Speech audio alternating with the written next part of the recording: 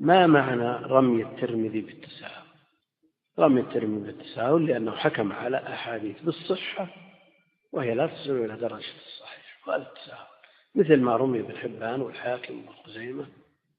ولا يعني أن هذا قدح في الإمام، كلا، الترمذي إمام من أئمة المسلمين ولا يطعن فيه إلا من في قلبه شيء، إمام متفق على إمامته وجلالته. وأما ما يذكر وينقل عن ابن حزم أنه جهله وقال من محمد بن عيسى ابن ثورة أنه جهله، فهذا قدح في ابن حزم لا في الترمذي، هذا قصور أو تقصير من ابن حزم، وهذا لا يضير الإمام الترمذي، فهو إمام متفق على إمامته وجلالته. ولا يعني أنه إذا اشترط شرطا وطبقه في كتابه أنه يطعن فيه أبدا، بل مسألة علم، والعلم دين، العلم دين. يعني لو وقع الخطأ ينبه عليه ممن قاله كائنا من كان. لكن إذا كان الشخص خطأه يسير بالنسبة إلى ما عنده من صواب وعرف منه نصر الدين، فمثل هذا يعتذر عنه. وأما إذا عرف بخلاف ذلك فيبين خطأه ولا ينال من شخصه ولا من عرضه، اللهم إلا بقدر ما يحفظ الدين من شره وضرره.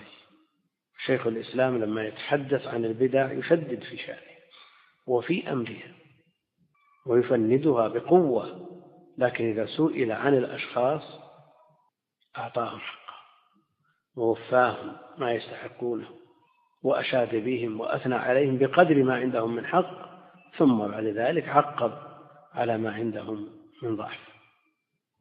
إذا خشي من ضرر شخص بعينه أن يتعدى ضرره وأن يغتر به صغار الطلاب، مثل هذا قد يقتصر على التنبيه على الخطأ فقط. وتجريد الأخطاء من الكتب مثل هذا، تجريد الأخطاء، تأتي إلى كتاب فتقول أخطاء فلان، إلى فتح الباري تقول أخطاء ابن حجر، طلع لي مجلد ينفر طلاب العلم من هذا الكتاب، هذا أمر غير محمود ولم يفعله السلف. السلف ينبهون على الأخطاء في مواضعها، لا سيما إذا خشي تعديها إلى طلاب العلم.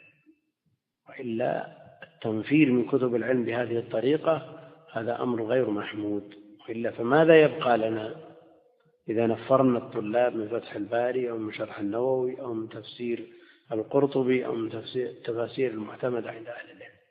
نعم ينبه على الخطأ في موضعه، لكن مع ذلك لا يجرد الخطأ بحيث يبرز ويوضح ويظهر، مثل من استخرج ضعيف كتاب التوحيد مثلا، ضعيف كتاب التوحيد هذا ينفر طلاب العلم من كتاب التوحيد، كتاب نفع الله به، ومع ذلك استخرج ضعيفه، هذا ليس بلائق. لكن لا يمنع أن يخرج الكتاب ويذكر تحت كل حديث ما يليق به، على أن الإمام المجدد رحمه الله لا يعتمد على الأحاديث الضعيفة، وإنما يعتمد على ما صدر به الباب من آية وحديث صحيح. أقول هذه ليست طريقة لبيان الحق ونصر الحق بقدر ما هي طريقة لتنفيذ الناس من العلم وكتب أهل العلم. نعم إذا كثر الضرر من كتاب وصارت الأمة لا تفقد شيء بفقده وأبرزت أخطاءه لا مانع، يعني يخشى على طلاب العلم من الضرر والتضرر بتفسير الزمخشري مثلا أو تفسير الرازي، مثل هذا لا مانع أن ينبه على أن فيهما ضرر كبير، فضلا عما هو أشد منهما ضررا كالفتوحات والفصوص وغيرها من عربي. أما ما كان نفعه أكثر وأخطاؤه مغمورة بالنسبة إليه، مثل هذا يكتفى على التعليق على الكتاب في مواضعه وبين الحق